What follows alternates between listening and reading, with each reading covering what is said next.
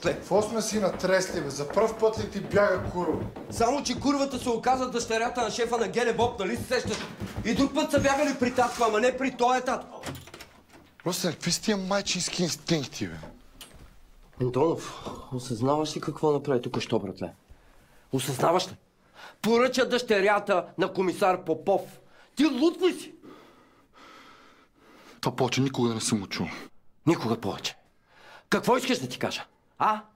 Ако малката курва тръгне да разказва на баща си как е минала почивката и в планината, какво правим тогава? Питал ли съм те, бе, Росене? Питах ли те какво мислиш? Ами питай ме, не! Питай ме! Иво, не мога да те позная вече, братле. Не мога да те позная вече, братле. Не си ти!